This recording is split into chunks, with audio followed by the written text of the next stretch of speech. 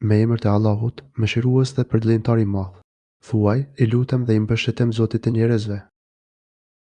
Kjo sure na udhëzon që të kërkojmë ndihmë, mbështetje, mbrojtje dhe strehim te Zoti i njerëzve, sunduesi dhe pronari i tyre, i adhuruari i tyre, që të na ruajë nga shejtani i malkuar, i cili është shkaku i të gjitha të keqijave dhe lënda bazë e tyre. Thuaj, kërkoj strehë te Zoti i njerëzve, sundimtari i njerëzve. Kështu, i lartësuari na udhëzon që vazhdimisht të kërkojmë mbrojtje, strehim dhe mbështetje tek Ai si Zoti i njerëzve, sepse Ai është krijuesi, sunduesi, furnizuesi dhe i plot pushtet, çmim mbi ta. Të gjitha krijesat janë të nënshtruara nën zotërimin dhe pushtetin e Allahut, sundimtarit të njerëzve.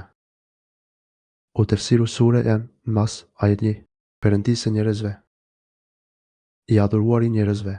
Gjithashtu, i lartësuari na udhëzon që ne të kërkojmë mbrojtje dhe strehim tek Ai si vetmi që meriton adhurimet tona. Allahu i lartësuar na krijoi për një qëllim të vetëm, që ta adhurojmë atë me dashuri dhe madhërim, duke zbatuar urdhrat e Tij dhe duke u larguar nga ndalesat e Tij. Ky është qëllimi i ekzistencës tonë.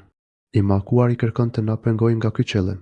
Allahu i lartësuar na udhëzon që nëpërmjet adhurimit të Tij të ruhemi nga ndikimi i të mallkuarit. Nëpërmjet adhurimit ne mund të ruhemi prej nxitjeve të shejtanit dhe hilleve të tij. Ai i mallkuar synon që ne të pasojmë hapat e Tij dhe të bëhemi prej banorëve të zjarrit të ndezur fort.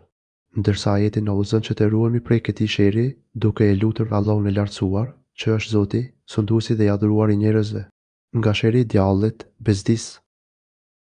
Prej së keqes së nxitëse të ligësisë, çerrin e prit, i fshehur, i cili trazon zemrat e njerëzve. Prej sherrit të shejtanit janë dhe vesveset që ai fut në zemrat dhe shpirtrat e njerëzve. Ai u ahishon dhe zbukuron atyre të keqen. Ai i nxit tek ata dëshirën për ta vepruar të keqen dhe i bën entuziast për këtë.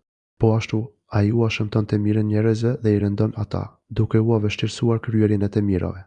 Shejtani i malkuar u paraqet të mirën jo me pamjen e saj të vërtetë, por me një formë të shëmtuar, të lodhshme dhe të keqe. Kjo është puna e tij e vazhdueshme me njerëzit.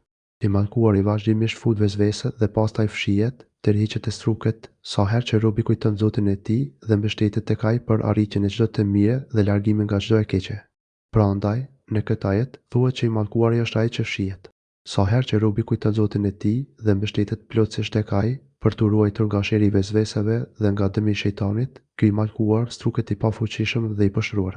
Vezveset vijnë prej gjindeve, por vijnë edhe prej njerëzve, prandaj i lartësuari thot me te, i cili fshehur razi hedh dyshime në shpirtërat e njerëzve. U tefsiru sure Nas, ajet 4. Prej gjindeve dhe prej njerëzve.